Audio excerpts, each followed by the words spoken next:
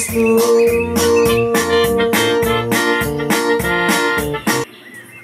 Por la señal de la Santa Cruz de nuestros enemigos, líbranos, Señor, Dios nuestro. En el nombre del Padre, y del Hijo, y del Espíritu Santo. Amén. Secuencia del Santo Evangelio según San Juan, capítulo 1, versículos del 19 al 28. En aquel tiempo los judíos enviaron de Jerusalén sacerdotes y levitas a preguntar a Juan: ¿tú quién eres? Y confesó y no negó. Antes protestó: yo no soy el Cristo. Y le preguntaron: pues ¿quién eres? ¿Eres tú Elías? Y dijo: no lo soy. ¿Eres tú el profeta? Y respondió: no. Y le dijeron: pues dinos quién eres para que podamos dar respuesta a los que nos han enviado. ¿Qué dices de ti mismo? Él dijo: yo soy voz que clama en el desierto, enderezad el camino del Señor, como dijo Isaías profeta. Y los enviados eran fariseos, y le preguntaron: pues ¿por qué bautizas si tú no eres el Cristo, ni Elías, ni el profeta? Juan les respondió diciendo: yo bautizo en agua, mas en medio de vosotros está uno a quien vosotros no conocéis. Este es el que viene después de mí, el cual ha sido preferido a mí, y a quien yo no soy digno de desatar la correa de su sandalia. Esto aconteció en Betania, a la otra parte del Jordán, en donde estaba Juan bautizando. Palabra de Dios. Alabanza a Dios Cristo. Por las palabras del Evangelio se han perdonado nuestros pecados. Pueden sentarse. Regocijaos, el Señor está cerca. Viendo ya próxima la fiesta de Navidad, acentúa la Iglesia la alegría que debe animar nuestros corazones por todo cuanto representa para nosotros el nacimiento del Salvador. En esta semana nos recordará los evangelios de la Anunciación y de la Visitación, misterios rebosantes de alegría. San Pablo fundamenta la alegría cristiana sobre la certidumbre de que Cristo nos trae la salvación y quiere que esté tan viva en el alma que ninguna inquietud o tristeza humana la pueda jamás dominar. La gran paz de Dios ha de sobreponerse en adelante a todos los demás sentimientos. Mas en el pensamiento de San Pablo, esta venida del Salvador no es su nacimiento en Belén, sino su segunda venida. La gran alegría de los cristianos está pues en ver acercarse el día en que venga el Señor con su gloria para trasladarlos a su reino. Tanto como a las llamadas de los profetas, todos los veni del tiempo de Adviento hacen eco aquel otro con que termina el Apocalipsis de San Juan: ven, Señor Jesús, y que es la última palabra del Nuevo Testamento.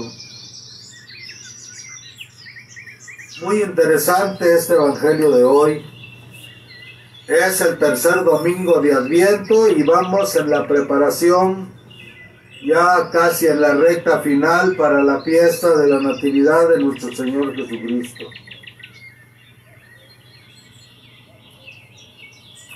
Juan el Bautista, aunque realmente es el último profeta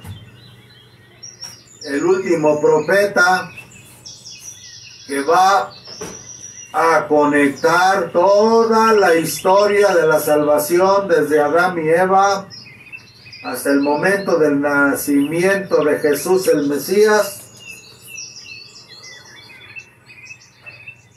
Él va a ser como la trompeta, como el micrófono, como la bocina, ya que a través de su boca Él hará resonar las antiguas profecías de los profetas, en especial la de Isaías, para que el pueblo humilde y sencillo pueda percibir la verdad.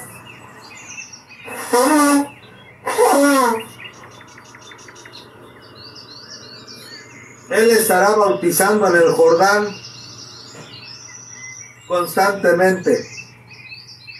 Estará preparando al pueblo humilde y a quienes quieran aceptar su palabra para que puedan reconocer al Mesías cuando éste aparezca.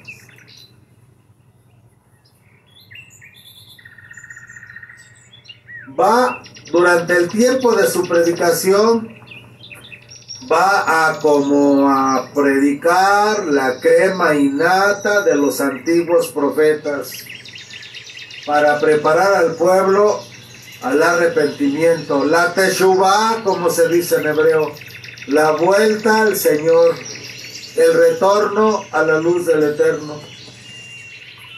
Porque si la luz del Eterno no brilla en las mentes y en los corazones de la gente y produce el arrepentimiento y el retorno de las almas a la luz de Dios, no puede ser reconocido el Redentor, ya que Él es la luz del mundo, el camino verdadero y recto que conduce al Padre. La verdad que tenemos que comprender, que tenemos que saber comprender y conocer. Conocer desde el significado de la palabra, conocer en la Biblia, que es el experimentar, para así percibir la vida divina sembrada en nosotros.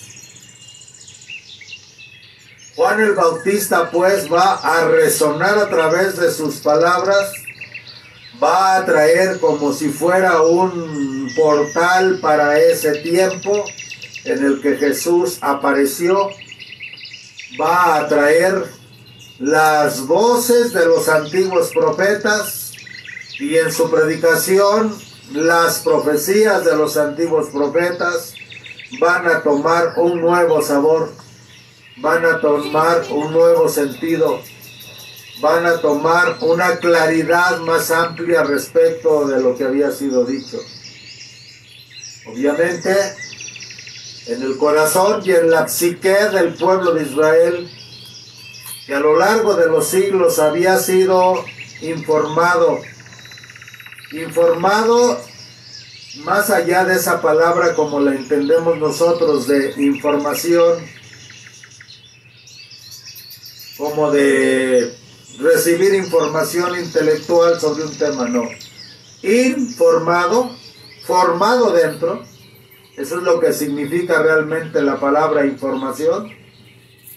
Es a lo largo de la historia del pueblo de Israel, los profetas van a meter dentro del corazón, de la mente y del alma de los israelitas toda la verdad y toda la enseñanza de la luz del Padre en relación a la venida del Mesías prometido, en relación a explicar con mayor claridad siempre la Torá recibida en el monte Sinai a través de Moisés. Y de esta manera, ya voy a hablar un poco a lo científico para que los que tengan ese sentido lo puedan entender, en ese campo morfogenético, en esa información que se hereda de padres a hijos de manera muy sutil, esos códigos de información del inconsciente y del subconsciente que van sucediéndose de padres a hijos y que se llama tradición oral, con sus respectivas interpretaciones más profundas todavía que la simple tradición oral de los textos de la Torá, de las profecías, de las palabras de Dios a través de los profetas y de los mensajeros.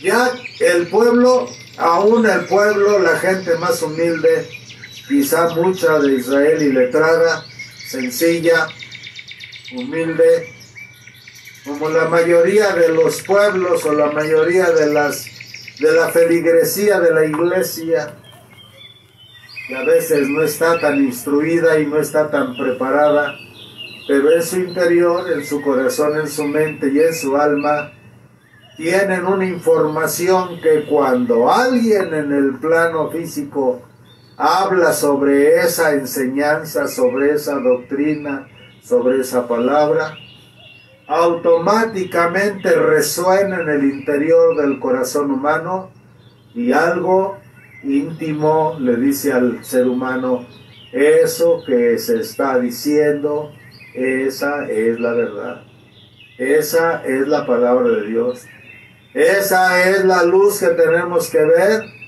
y ese es el camino que tenemos que seguir para alcanzar la vida. Así pues, mientras no apareció Jesús y se presentó ante Juan para ser bautizado, el tiempo, los años que duró Juan Bautista, los años que duró Juan Bautista enseñando al pueblo, hablándole al pueblo y llevarlos al arrepentimiento,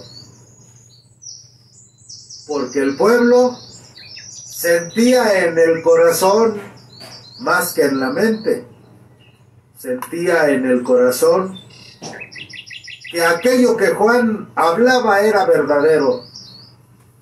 Algo en lo íntimo de sus corazones resonaba con las palabras de Juan Bautista. A veces, claras siempre, pero a veces no tan suaves, no tan suaves. Juan era gebúrico, tenía tendencias a la severidad. Su rectitud lo llevaba a ser en unas ocasiones bastante severo. Y a veces entraba inclusive, con el permiso de Dios, dentro de un juicio justo, correcto y equitativo, como aquel que Juan hacía cuando llegó en algunas ocasiones a encontrarse con Herodes, cuando a veces Herodes era llevado en esas que usaban allá en Palestina, ¿cómo se llaman esas? Como... No. Esas como... Donde lo cargaban sí, como unas andas. Ajá. Y sabía perfectamente bien, porque era un secreto a voces. Herodes había mandado matar a su hermano para quedarse con su mujer. Y luego se enamoraría de la hija. Y esa sería la causa de la decapitación posterior del Bautista. Pero siempre que Juan lo encontraba por las calles, siempre Juan en algún momento en que Juan vivía en el monte, en el campo allá, en el desierto, pues Herodes tenía sus palacios y a veces se lo llegó a encontrar. Y Juan no se quedaba callado, aprovechaba para hablarle y sobre todo lo que a Herodes le molestaba, porque a pesar de todo, Herodes sí creía en él. Herodes le tenía miedo. Herodes sí lo respetaba. Recordemos que cuando él está embriagado en una fiesta de su cumpleaños o algo así, que la mujer que Herodías, la mujer de su hermano que él había mandado matar, que era su mujer, hizo que bailara Salomé delante de él, y sabía Herodías que Herodes anhelaba ayuntarse con Salomé. Y obviamente que a Herodías le molestaba mucho que en todo el pueblo de Israel se comentara ese pecado abominable de Herodes y de ella, la forma en que vivían, que era la comidilla de todo Israel. Era un rey, pues allí un rey que lo respetaban entre comillas, pero atrás de bambalinas todo el mundo se burlaba de él y todo el mundo lo tenía como un hombre malvado, y a Salomé como una mujer prostituida. Entonces aprovechó en una de esas fiestas y hizo que Salomé danzara de una manera tan lasciva que ya a punto tocado por el alcohol, Herodes le dijo: te doy lo que me pidas. Y Herodías le dijo a Salomé: pídele la cabeza del Bautista. Y de esa manera Herodes ya no se pudo echar para atrás.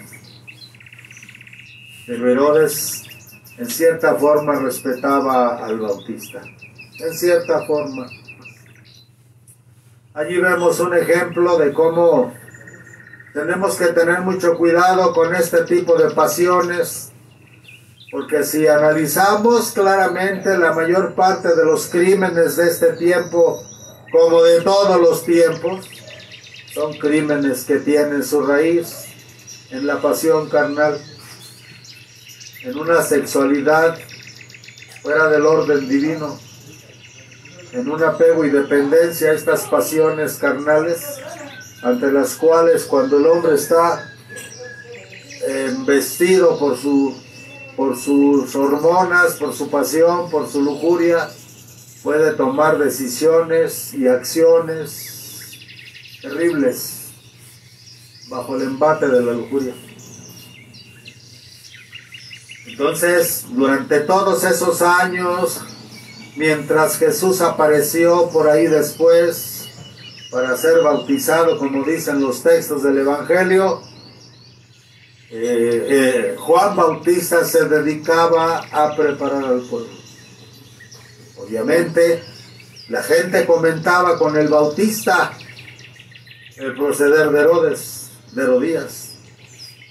Obviamente, la gente iba y consultaba con Juan sobre el comportamiento de los sacerdotes del templo de Jerusalén, que estaban puestos por el Imperio Romano y que profanaban las cosas santas con tal de no quedar en mal con el Imperio Romano, sobre pretexto de proteger al pueblo. Muchas cosas de la ley de Dios que Moisés y que los profetas y que Aarón y muchos de los levitas, verdaderos sacerdotes y descendientes de la tribu de Leví, jamás se hubieran atrevido a profanar a una costa de su vida. Así estaban los sacerdotes de ese tiempo. ¿Les suena algo a este tiempo? Por eso no podían ver a Juan Bautista. Por eso los sacerdotes no se presentaban ante él.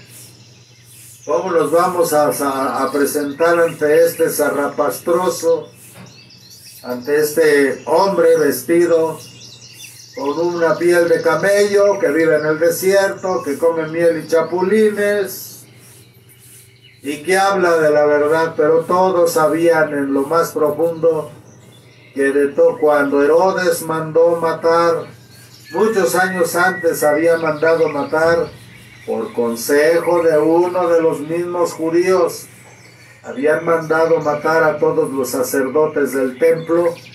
Al único que dejaron vivo fue a Zacarías, el papá de Juan Bautista, porque veían que ya era un hombre anciano, Isabel igual, y pues ya no había peligro, déjalo que él siga ejerciendo el sacerdocio.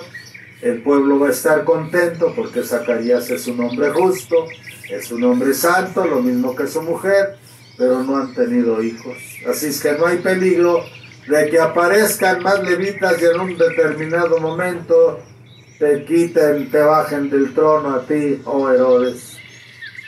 Lo que no sabían era que los planes de Dios era que el Bautista naciera, fuera concebido bajo ya los aspectos de ancianidad, tanto de Zacarías como de Elizabeth.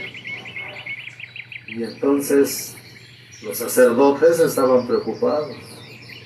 Pero como Juan era un hombre fuera de serie, era levita, era de tribu sacerdotal, tenía derecho de entrar al templo, no le podían decir nada, pero hablaba de tal manera que explicaba y hacía brotar por su boca las antiguas profecías de los grandes profetas, de los grandes y de los chicos, de todos aquellos que habían profetizado la venida del Mesías, ¿no? Por eso cuando, como dice hoy el Evangelio, le fueron a preguntar, ¿quién eres? Lo mandaron los sacerdotes del templo, entre comillas los sacerdotes, los falsos poseedores, los que habían usurpado a los levitas en el templo, mandaron sus esbirros para que le preguntaran a Juan, ¿quién eres? ¿Eres Elías? ¿Eres Jeremías? ¿Eres alguno de los profetas? ¿Quién eres? Y Juan dijo, no soy ninguno de esos. ¿Quién eres? Porque Juan no anunció nada a futuro, por eso no lo consideraban profeta, pero sí era considerado profeta por su predicación, porque él hacía resonar de una manera tan clara y tan profunda y tan entendible al pueblo sencillo, lo mismo que a los grandes y eruditos, las grandes profecías sobre la aparición próxima del Mesías. El pueblo lo seguía porque tenía algo que no tenían ya los sacerdotes del templo, algo que hace mucho se había perdido en el templo, como sucede en este tiempo con la gente, que ya no hayan a quien seguir, porque ya ni nosotros los obispos, ni los sacerdotes, ni los predicadores emanamos ese algo que hace sentir los corazones, abrir las mentes, alertar los oídos. Así como en este tiempo, los obispos hablando de todo menos de la verdad. Estoy hablando en general, pero aquí podemos ver el atractivo de la misa tridentina. El gran atractivo que tienen los lugares donde hay sacerdotes u obispos que celebran la misa antigua, la misa de Trento. Es increíble cómo en un lugar donde se celebra la misa de Trento, una vez que la gente empieza a conocer, se quedan en la misa. Algo fluye de adentro hacia afuera del rito verdadero de la misa, que abre las mentes y los entendimientos y conmueve los corazones.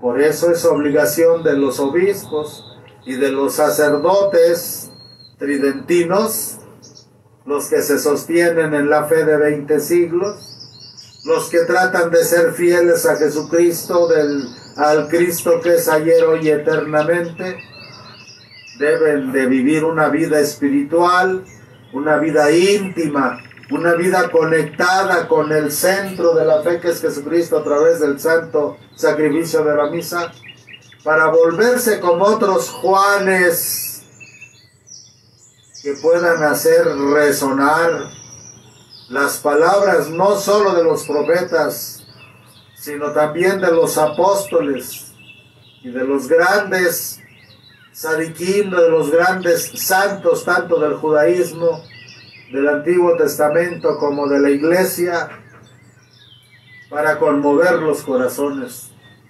para abrir los cerebros, para que entiendan.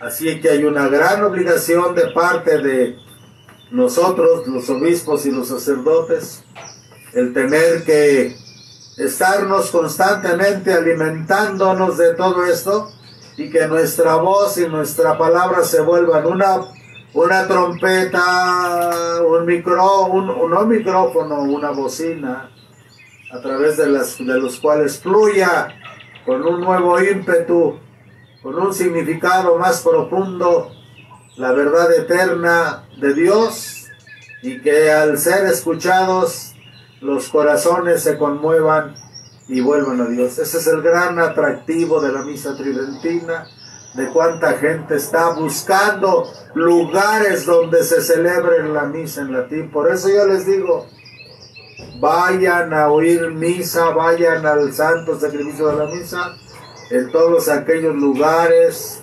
donde obispos verdaderamente ordenados, solo asegúrense que sean obispos ordenados válidamente con el rito antiguo, y presbíteros o sacerdotes ordenados válidamente con el rito antiguo, y no se fijen en las congregaciones que mientras sean fieles al santo sacrificio de la misa y prediquen la verdad, la unión de los grupos, al final Dios es el que lo realizará, no el hombre, es Dios.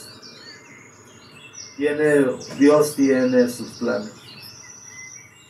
Así pues Juan hablaba y le preguntaban y él decía: yo soy la voz que clama en el desierto. Y los enviados eran fariseos, los usurpadores del templo, los leídos y los escribidos, los teólogos. Y le preguntaron, pues, ¿por qué bautizas si tú no eres el Cristo, ni Elías, ni el profeta? Juan les respondió diciendo: yo bautizo en agua, mas en medio de vosotros está uno a quien vosotros no conocéis. Este es el que viene después de mí, el cual ha sido preferido a mí, y a quien yo no soy digno de desatar la correa de su zapato. Y ya, claro, en otro de los fragmentos del Evangelio dice que vendrá bautizando con fuego. ¿Qué significa el bautismo de agua de Juan Bautista?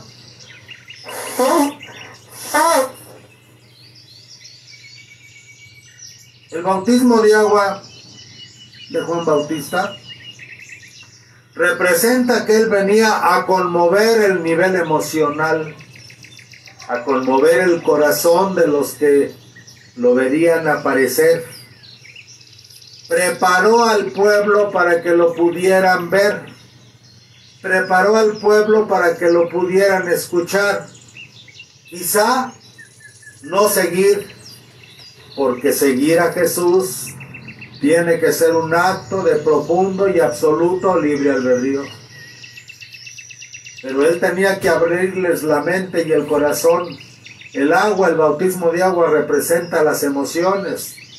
Vino a ablandar los corazones endurecidos por todo lo que pasaba en Israel. Los israelitas ya no confiaban en los sacerdotes del templo de Jerusalén. Había habido tantos falsos profetas que ya no confiaban en que alguien apareciera. Pero Juan era testimonio vivo de lo que hablaba, lo vivía. Los discípulos que lo siguieron, entre ellos algunos de los primeros discípulos de nuestro Señor Jesucristo, como fue Andrés, Santiago el mayor, Juan el amado, Juan Evangelista, hijos del Zebedeo, llamado por Jesús los hijos del trueno, y algunos otros más que lo conocían y que lo escuchaban. Cuando Jesús aparece, se van con él. Aquí viene porque muchos discípulos de Juan lo siguieron cuidando. Muchos de los discípulos de Juan sabían que Jesús era el Mesías, pero decidieron quedarse con Juan para estar con él hasta las últimas consecuencias. Algunos quizá después siguieron a Jesús, pero estos, Andrés, Santiago el mayor y Juan, eran discípulos íntimos de Juan, Y debido a esa predicación de Juan, cuando lo vieron a él, lo siguieron. Cuando Juan les dijo, he ahí el Cordero de Dios, el que borra los pecados del mundo, se fueron tras él. Esto es importante. ¿Por qué? Porque Juan es la voz que clama en el desierto, enderezar los caminos del Señor. Estaba limpiando al pueblo para que preparados quedaran y pudieran reconocer o sentir al ver y contemplar a Jesús, al escuchar su divina palabra, al mirar sus obras y milagros, que creyeran en él, no porque Juan les dijera ese es Jesús, porque no tendría chiste, ya que a Jesús se le tiene que aceptar por una elección propia, individual y personalísima de libre albedrío de cada quien. Cierto que él o algunos de ellos les dijo, él es, tenía que darle certeza a algunos de sus discípulos, pero todos los demás, al escuchar a Jesús, sus predicaciones, sus palabras, verlo, contemplarlo, verlo, escucharlo y ver sus obras y milagros, pudieran desde el libre albedrío decir, sí, este es el Mesías. Y esto lo vamos a ver con el paso del tiempo, cuando la predicación de Jesús llegó a los samaritanos y llegó inclusive hasta algunos de los paganos y de los romanos. Ya ni siquiera fue por la voz de Juan, puesto que solo los judíos escuchaban a Juan, los romanos no les interesaba. Sin embargo, tenemos al centurión y a muchas de estas gentes entre los samaritanos que creyeron en él. Porque aceptar a Jesucristo es una elección libre, personalísima, individualísima, de elegirlo y decir, yo te acepto, Jesús, como mi único, verdadero y suficiente Salvador. Y todo lo que contiene Jesús, su iglesia, sus sacramentos, su doctrina, su enseñanza, su Santísima Madre y todo aquello que la Iglesia, una santa, católica, apostólica y romana, en aquellos que se mantienen fieles a la verdad de 20 siglos, han enseñado, enseñan y enseñarán siempre, porque la palabra de Dios no cambia. Entonces, esta es la preparación de la Navidad. La preparación de la Navidad es poder experimentar la paz que excede todo conocimiento. ¿No decimos acaso que la Navidad es una noche de paz y una noche de amor? La paz y el amor sobrepasan todo conocimiento. Yo pregunto ahora, amados hermanos, desde la visión cristiana, desde la visión de la Iglesia, desde la visión de los 20 siglos de doctrina de Jesús, realmente las personas sienten la paz que sobrepuja todo entendimiento y el amor que reconcilia a los contrarios y neutraliza a los opuestos. En la antigüedad, hasta antes del Concilio Vaticano II, la Iglesia, en muchas épocas anteriores, en la noche, se celebraba el santo sacrificio de la misa a medianoche en todos los templos, independientemente de si había nacimientos o pesebres, o posadas, o todas esas cosas que fueron aledañas a la fiesta de la Navidad.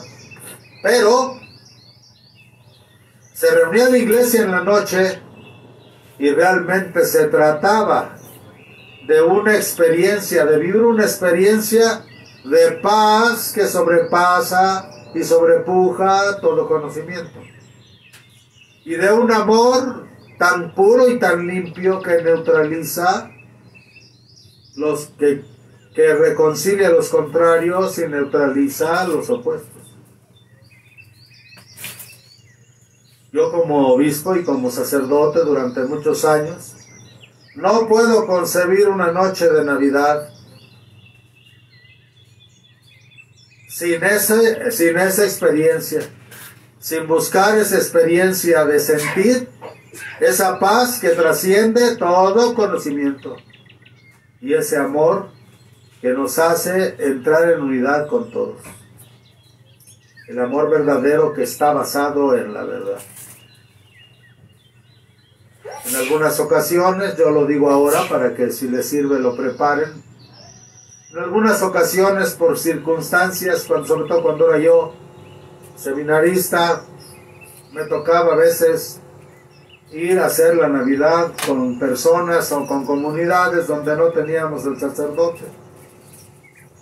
Entonces a la medianoche nos juntábamos en el templo, nos reuníamos todos y hacíamos oraciones especiales, o rezábamos el Santísimo Rosario, los misterios de gozo, y a la hora del tercer misterio agarrábamos la imagen sagrada de Jesús y simbólicamente la arrullábamos, cantábamos alabanzas y tratábamos de estar en armonía. Si era una comunidad, tratábamos de pedirnos perdón entre nosotros si por alguna causa durante el año nos habíamos ofendido, y tratando de hacer conciencia de que no fuera nada más una cosa emocional de momento, sino que tratara de perdurar eso. Y ya después del rosario, a la 1, 2 de la mañana, cuando ya habíamos todos estado juntos ahí, cantando, alabando, glorificando, ya nos íbamos a nuestras casas. A veces compartíamos ahí lo que llevábamos, el alimento, y si no, a sus casas. De veras que se sentía la paz. Había muchos que cuando volvían a sus casas, pues ya empezaban con la tragadera del vino, o con la tragadera de los alimentos, obviamente fuera del orden divino, ¿verdad? Porque terminaban en algunas casas con alcoholizados, pleitos, contiendas, bailes, distracciones demasiado mundanas, donde toda esa paz y todo ese amor que se había generado en el templo, pues se perdía totalmente. Porque en todas las casas se cuecen habas y en la mía se están quemando, dice el dicho. Pero lo ideal es que en la iglesia sea así. Por lo regular, la iglesia verdadera, una santa católica apostólica romana, la que es fiel a Jesucristo y que se conoce por su fidelidad a Jesús en la celebración del santo sacrificio de la misa, del rito verdadero, el rito tridentino, la misa verdadera, los presbíteros y los obispos, tratamos en la medida de la gracia de Dios de ser conscientes para nosotros y de hacer conscientes al pueblo de esta acción en el cual tenemos que sentir paz. Inclusive yo les aconsejo que en las casas donde no hay manera, lugares donde no hay manera de ir a misa de medianoche, primero porque la iglesia modernista, la iglesia apóstata de este tiempo, la del Vaticano II, pues ya ahora hacen la misa temprano para que todo el mundo se vaya a sus casas, al chupe, al baile, a muchas cosas. Pero digo porque lo veo, ¿verdad? Aquí en México a las 2 empiezan a echar cohetes, empiezan los brindis, 2, 3 de la mañana y se oyen los borrachos por las calles. Y me pregunto yo si verdaderamente los católicos, porque desgraciadamente hay que decirlo, muchos grupos protestantes no creen en el día 24 de diciembre, no lo festejan. Por lo tanto, tampoco no lo hacen, porque no creen. Pero es increíble que todo el desorden que se escucha en la madrugada tanto de la noche de Navidad como del Año Nuevo, la mayoría sean de católicos, entre comillas. Yo sé de muchos grupos tradicionalistas que su feligresía realmente después de la misa de medianoche van a sus casas, hacen una toma de alimento, se dan el abrazo, como un complemento de lo que ha sucedido en el templo. No digo que no, que alguno que otro también desbalagado se deja llevar de sus pasiones y termina en francachela, pero no debería de ser así. Y esto pasa tanto en la Navidad como en el Año Nuevo, cuando verdaderamente la misa de medianoche debería de ser una misa donde todo el pueblo católico cristiano recibiera a nuestro Señor Jesucristo niño en el Santísimo Sacramento del altar, recibiéndolo verdaderamente, eucarísticamente, en la Sagrada Comunión. Eso sería lo ideal, eso sería el compromiso. Y yo los invito, a mí me ha pasado, celebro de misa de medianoche y comulgo, y cuando comulgo me quedo ahí. A veces sí, algunos dicen, es que padre o usted, obispo, transgrede a veces el mandato de los cánones, porque se queda a veces 10, 15 minutos después de la comunión, allá en el altar, y la gente esperando la comunión. Puede ser, pero la intención de hacerlo es experimentar, sentir, vivir ese día tan especial y recibir a ese Jesús Eucaristía que viene con toda la inocencia de un Jesús niño al corazón. Y luego al darle la comunión a la gente le digo, levántense y váyanse por allá, acomódense en el templo de tal manera que estén hablando con Él. Olvídense de que los cantos de la comunión, olvídense de que el Padre está dando la comunión o ya está en las abluciones del altar. Quizás está la bendición, olvídense de eso.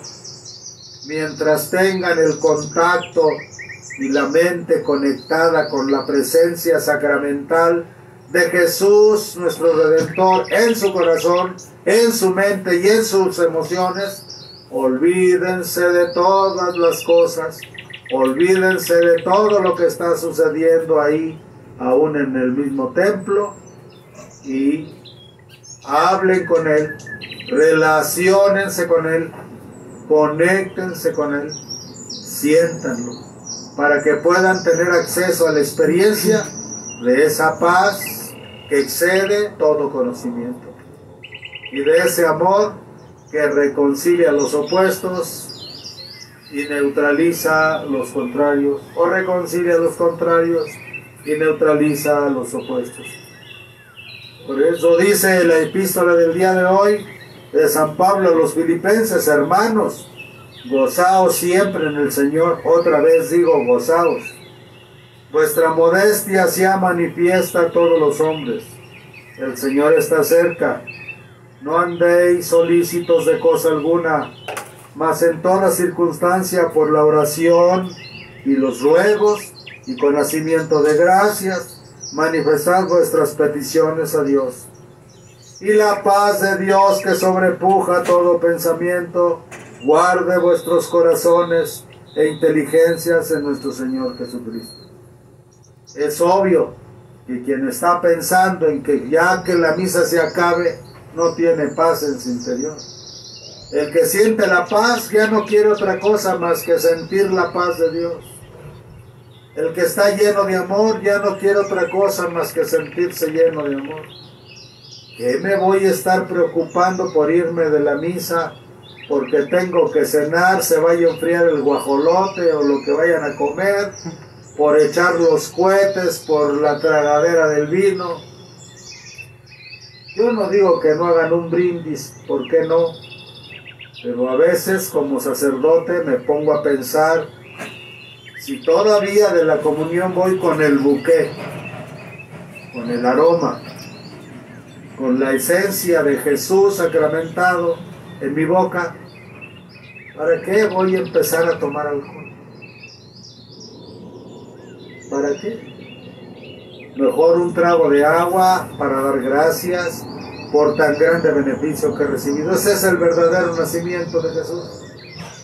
Por eso lo repito cada año, aunque 1000 veces Jesús en Belén naciera, si no nace en tu corazón, para ti no hay salvación. Voy a misa cada 8 días, Padre, y comulgo así. ¿De qué te sirve que comulgues cada 8 días si no es para ti la comunión un acontecimiento? Porque no es cualquier cosa lo que recibes. Es a Jesús mismo, vivo y verdadero, con su cuerpo, con su sangre, con su alma y con su divinidad. Desde este punto y desde esta enseñanza, todo lo que se pueda hacer, las posadas, las piñatas, la comida de medianoche, todo, nada de eso está vedado y está prohibido si todo eso gira alrededor de la atmósfera divina del nacimiento de Cristo.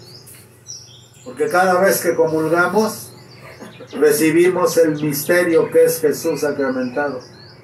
Y Jesús viene con todos los aspectos de su vida, desde su encarnación en el vientre de María, hasta sus vidas, su pasión, su muerte, su resurrección, su ascensión a los cielos, y su existencia en la diestra del Padre, como Jesús, porque como Verbo eterno siempre ha sido, siempre es y siempre será. Entonces, en cada vez que comulgamos y recibimos el Santísimo Sacramento, allí está Jesús con su cuerpo, con su sangre, con su alma, con su divinidad, y con todos los misterios y etapas de su vida divina en la tierra. Y solo Dios sabe con cuántos misterios más allá en la diestra del Padre, que no sabemos, pero que solo comulgando y viviendo con Él, de Él y para Él, en nuestro corazón, quizá en alguna manera el Padre nos revele esas cosas. Pero tenemos que ser sencillos y humildes, porque como dijo Jesús, te doy gracias, Padre, porque estos misterios y estas cosas tan grandiosas solo se las revelas a los humildes, a los pobres y a los inocentes. Pues convirtámonos en lo que nos faltan de estos 8 días, y ya para la Navidad convirtámonos verdaderamente en pastores para poder experimentar ese nacimiento, un nacimiento que nos transforme en Él. Así sea. En el nombre del Padre, y del Hijo, y del Espíritu Santo. Amén. Pastor.